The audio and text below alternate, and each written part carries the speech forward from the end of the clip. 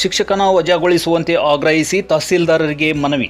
ಮುಂಡಗೋಡು ತಾಲೂಕಿನ ಚಿಗಳ್ಳಿ ಪ್ರೌಢಶಾಲೆಯ ಶಾಲಾ ಅಭಿವೃದ್ಧಿ ಸಮಿತಿಯ ಅಧ್ಯಕ್ಷರು ಹಾಗೂ ಅದೇ ಶಾಲೆಯ ಶಿಕ್ಷಕಿಯರಾದ ಯಲ್ಲಾಬಾಯಿ ಪಾಟೀಲ್, ನಯನಾ ಭಂಡಾರಿ, ಕಾವ್ಯ ಗೋಪಾಲ್ ಇವರ ಮೇಲೆ ಸುಳ್ಳು ಅಟ್ರಾಸಿಟಿ ಕೇಸ್ ಹಾಕಿದ್ದಾರೆ. ಶಾಲೆಯ ಮಕ್ಕಳನ್ನು ಅನಾವಶ್ಯಕವಾಗಿ ಹೊಡೆಯುವುದು, ಶಾಲೆಯ ಸಿಬ್ಬಂದಿಗಳ ಜೊತೆ ಅನುಚಿತವಾಗಿ ವರ್ತಿಸುವುದು, ಶಾಲಾ ಅಭಿವೃದ್ಧಿ ಸಮಿತಿಯ ಸದಸ್ಯರ ಜೊತೆ ಅನುಚಿತವಾಗಿ ವರ್ತಿಸುವುದು, ಜಗಳವಾಡುವುದು ಸೇರಿದಂತೆ ಶಾಲೆಯ ವಾತಾವರಣವನ್ನು ಹಾಳು ಮಾಡ್ತಾ ಇದ್ದಾನೆ ಹಾಗೂ ಶಾಲೆಯ ಪ್ರಭಾರ ಮುಖ್ಯ ಶಿಕ್ಷಕನಾಗಿದ್ದಾಗ ಶಾಲೆಯ ಹಣವನ್ನು ದುರುಪಯೋಗ ಮಾಡಿಕೊಂಡಿದ್ದಾನೆ ಎಂದು ಮುಂಡಗೋಡು ತಾಲೂಕಿನ ಚಿಗಳ್ಳಿ ಪ್ರೌಢಶಾಲೆಯ ಶಿಕ್ಷಕನಾಗಿರುವ ದಾಸಪ್ಪ ಎ ಎನ್ನುವವರ ಮೇಲೆ ಸೂಕ್ತ ಕ್ರಮ ಕೈಗೊಳ್ಳಬೇಕು ಎಂದು ಆಗ್ರಹಿಸಿ ಚಿಗಳ್ಳಿ ಶಾಲೆಯ ಶಾಲಾ ಅಭಿವೃದ್ಧಿ ಸಮಿತಿಯವರು ಸೋಮವಾರ ತಹಸೀಲ್ದಾರ್ ಶಂಕರ್ ಗೌಡಿ ಅವರಿಗೆ ಮನವಿ ಸಲ್ಲಿಸಿದ್ದಾರೆ.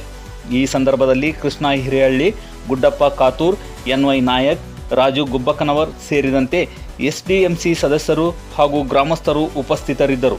ವರದಿ ಬಿಎಸ್ ತೋಟಯ್ಯನವರ್, ಎನ್+ ನ್ಯೂಸ್, ಮುಂಡಗೋಡ.